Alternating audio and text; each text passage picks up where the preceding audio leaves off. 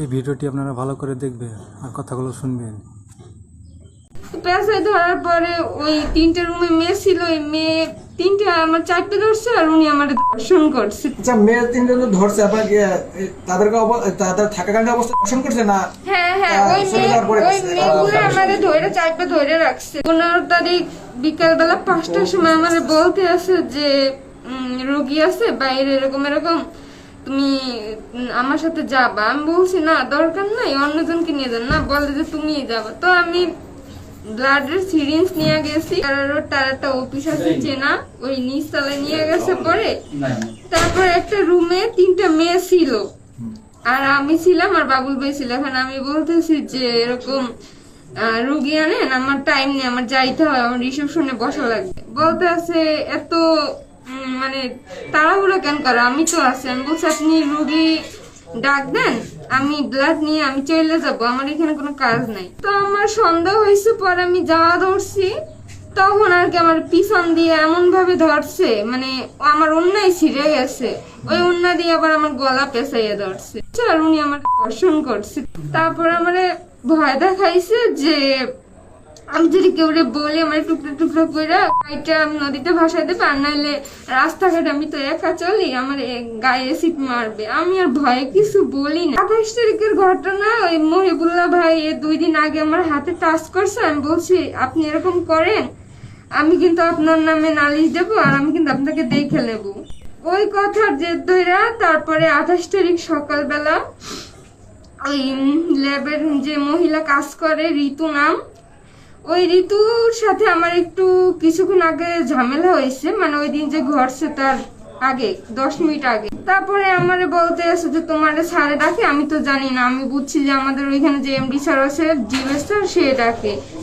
But রুমে যাই দেখি উনারে দেখার পরে আমি চলে আসা ধরছি, তখন আর কি মানে ওই ঋতু পিছন থেকে আমারে আটকাইয়ে ধরে আমি মানে জোর জবরদস্তি করে সারাই দিনিছে। এর ভিতরে মহিবুল্লাহ ভাই আবার আমাকে ধরছে। তো ধরার পরে আমার মুখ টুক সব বাধা ছিল, সে ভিতরে বসে আমার দর্শন করছে আর ঋতু বাইরে পাহেরা দিছে। ওই ল্যাবে কি এই ধরনের কর্মকাণ্ড আরো চলে? অবশ্যই চলে। আমার আগে যে কজন মেয়ে আসছে, ঠিক আছে, ও ওনাদের জন্য থাকতে পারে নাই। আপনি যদি এটা আজ জানেন, আপনি যদি চাকরি নিলেন কেন? আমি তো প্রথমে জানতাম না। চাকরি নেওয়ার পরে আপনি চাকরি বয়স কত? আচ্ছা, ওই যে আপনাকে দর্শক করতে কালকে 1 মাস হবে। মেয়েকে 3জন কি সাথে ছিল? তার চাকরি হ্যাঁ হ্যাঁ হ্যাঁ, মেয়ে তিনটে কি ওই জায়গায় কাজ করে? তা বলতে পারি না, আজকে গেছিলাম যাই দেখছি। তাদেরকে তাদের থাকাকালীন অবস্থা ধর্ষণ করছে না? হ্যাঁ হ্যাঁ, ওই মেয়েগুলো আমাদের ধরে চাপে ধরে রাখছে। মেয়েরা কি তাদের ধর্ষণ করার সাহায্য করছে? হ্যাঁ হ্যাঁ। আপনি কি শাস্তি দাবি করেন? ওই মেয়েটি কি এখনই ওই ল্যাবে আছে? না, নিয়ে গেছে শুক্রবার গেছিলাম, যাইয়া পাই নাই। অথচ ওই ল্যাবে চাকরি করে না, হয়তো বা তার লোক ছিল, বাবুল ভাইয়ের লোক ছিল। শুক্রবার কয়টার দিকে ঘটনা? এটা হলো 5টা 5:30টার দিকে। বাবুল সাহেব কি ল্যাবের কি হয়? ল্যাবের কি সে শেয়ারে আছে। আপনি আইনি প্রক্রিয়ায় যাবেন কিনা? অবশ্যই যাব।